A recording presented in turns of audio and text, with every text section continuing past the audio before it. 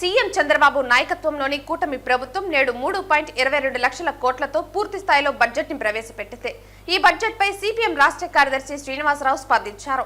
3.22 లక్షల కోట్ల అంచనా వ్యయంతో ప్రవేశపెట్టిన భారీ బడ్జెట్ రాష్ట్ర అభివృద్ధి, ప్రజా సంక్షేమానికి తోడ్పడేదిగా లేదన్నారు.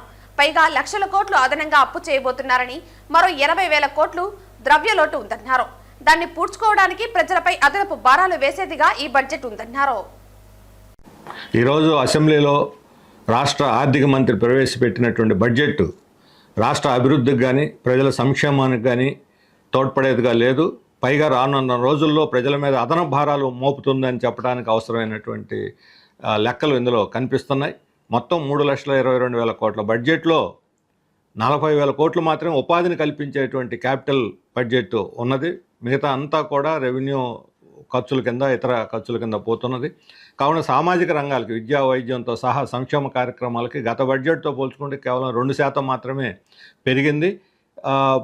ఇది పెరుగుతున్నటువంటి ధరలతో పోల్చుకున్నప్పుడు ఇది 8% ఇన్ఫ్లేషన్ రేటు, మన రూపాయలు పడిపోయి ఇన్ఫ్లేషన్ పెరుగుతున్నటువంటి పరిస్థితుల్లో 2% అనేది చాలా నామినల్. ఇది కూడా రేపు ఖర్చు అవుతుందా లేదా తెలియదు. వ్యవసాయం తీవ్రమైన సంక్షోభంలో ఉంది. వ్యవసాయ రంగానికి, ఇరిగేషన్కి కానీ కేటాయింపులు సంతృప్తికరంగా లేవు. పోలవరం మినహాయిస్తే అది కేంద్ర బడ్జెట్, కేంద్రం ఇచ్చే నిధులతో నడుస్తుంది. 11,000 మాత్రమే మన బడ్జెట్కి కేటాయించారు.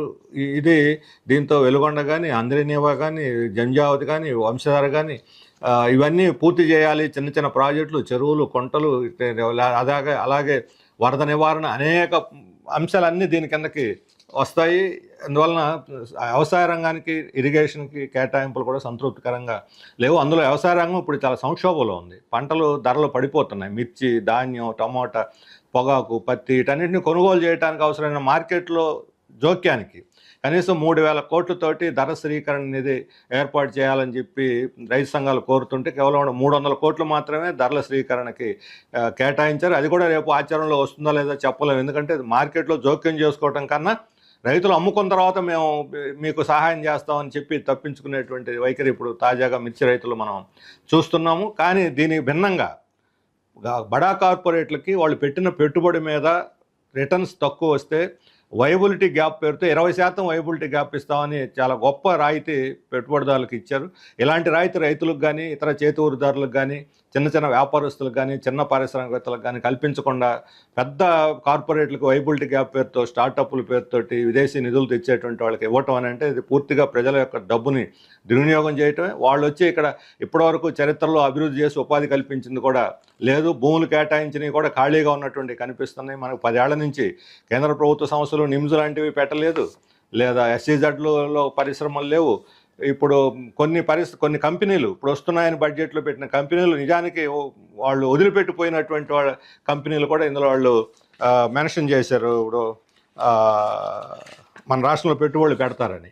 అందుకని పెట్టని పెట్టుబడులకి ఆశ చూపెట్టి దానివల్ల ఉపాధి పెరుగుతుందని భ్రమలు సృష్టించి కార్పొరేట్లకి రాయితీలు ఇవ్వడానికి మాత్రం సిద్ధపడుతున్నది. కష్టపడి ఉత్పత్తి చేస్తూ సంపద సృష్టిస్తున్న రైతులకు కానీ, కూలీలకు కానీ, నిరుద్యోగులకు కానీ, వృత్తిదారులకు కానీ ఎలాంటి ప్రత్యేక పథకాలు ఇందులో ప్రకటించలేదు.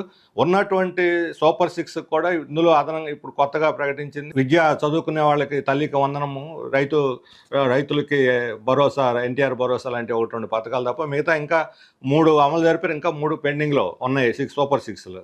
మొత్తం ఎన్నికల వాగ్దానాలు అన్నీ చూసుకుంటే ఇంకా చాలా పెండింగ్లో ఉన్నటువంటి పరిస్థితి కనిపిస్తుంది.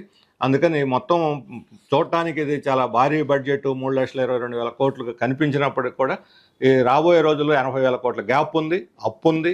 అప్పు మీద అధిక వడ్డీలు తీసుకొస్తారు. ఈ వడ్డీలు కట్టాలి. ఫిజికల్ డెఫిసిట్ 80,000 కోట్లు ఉంది. దీని అంతా పూడ్చుకోవాలంటే పన్నులన్నీ వేయాలి, లేకపోతే అప్పులన్న తేవాలి, లేదంటే ఆస్తులను అమ్మాలి.